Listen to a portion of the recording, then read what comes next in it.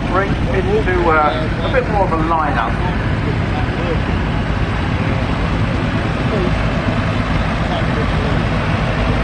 Where they offer the Fordson Major and the Fordson Dexter.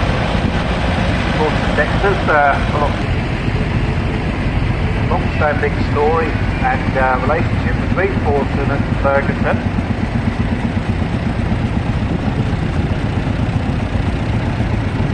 After Ferguson and Fordson split, Fordson referred to the grey Fergie as the little grey menace.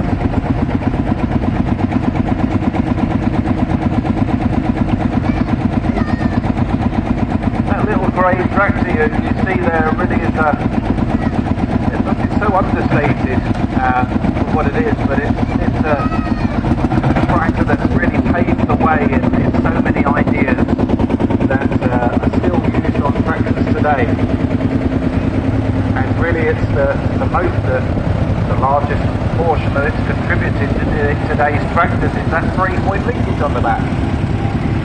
Harry Ferguson came up with the idea in the 30s and worked on a tractor called the Ferguson Brown. He worked with Dave Brown to produce the Ferguson Brown tractor, and started work on the 3-point linkage. There's a hydraulic arm that raises and lowers, and you can see then you can fix the valve switch, fix this harrow, line harrow, fix table saws, shearing equipment, you can drive off the PTO, all sorts of things, and it opens out the opportunity to a farmer from the use of a tractor. So when tractors were first coming around from what they were called mechanised horses back then, they were a bit limited in what they could do. Sometimes the tractor came kitted out just with one job in mind, maybe to till the land, and that was its only job. For the rest of the year it was fairly useless, and it was the use of implements on tractors that really made them so much more useful and ubiquitous around the farmyard. Afternoon, you've bought us a Fordson Major in for us today. Any history on it? Yeah, this is actually my wife's tractor, not my own. It's the Fordson New Major 1952. Very early production of the Fordson Major for the first few months they started making it. Oh, right. And as such, it's got a lot of early features that disappeared after the first year because they didn't work basically. Ford got rid of them. Which only tractor nerds will spot. So it's got the early wings with the curved straights in them, which had the tendency to crack, so they were replaced. Right.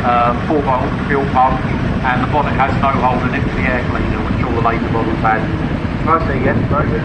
I was saying earlier, it was Fordson's breakaway from having just one tractor in their lineup to starting to offer multiple size tractors. Humongous front wheels here.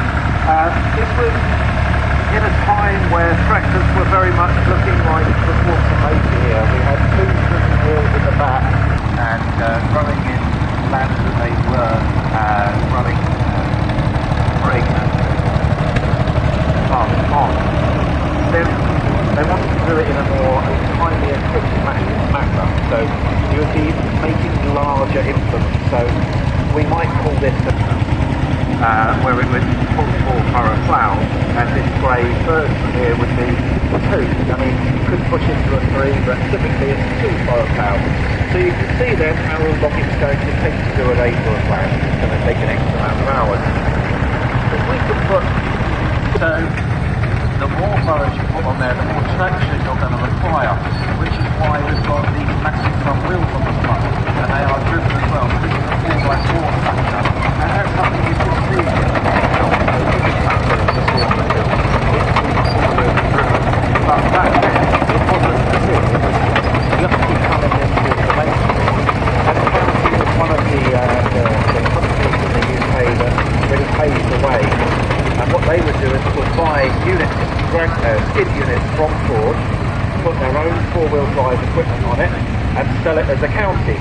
Eventually, board would realise that actually this is going to be where tractors end up going, and we're not going to see two-wheel drive tractors much longer.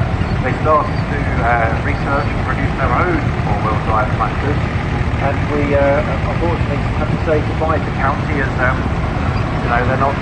It doesn't make sense for a farmer to buy a tractor from County when they can buy a cheaper four-wheel drive tractor straight from Ford. Moving along, we've got a grey Fergie. As I said earlier, it's come up with other innovations as well, like individual rear wheel steer braking. So everyday tractors, for instance, cases coming past here in front of the monitoring box, that's got it in it, along with the four-wheel drive that you can see. It looks like a normal tractor. All these innovations took time, and this is the era they were all sucked up and put onto modern tractors. Caterpillar, an American brand, but D6 5R 1943. It's a Lend-Lease one that came from the States during the Second World War.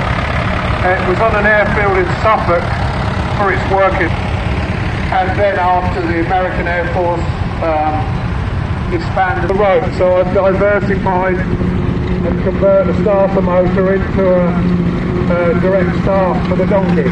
right, makes sense. So because it's a D, has a higher compression than a petrol, so it takes quite a bit of energy to get the brake to turn, which is what the donkey engine is for. I think starter motor. So you can see here we've got a Ford. Yes, it is the same company as a Fordson. Ford couldn't produce tractors under his own Ford name back in the 30s and 20s because another company had already owned a company called Ford, so he wasn't allowed to call it his own Ford name. So he called it Ford and Son, Fordson. Eventually he acquired the Ford name, and we can see tractors like this here, where it was built in Dagenham.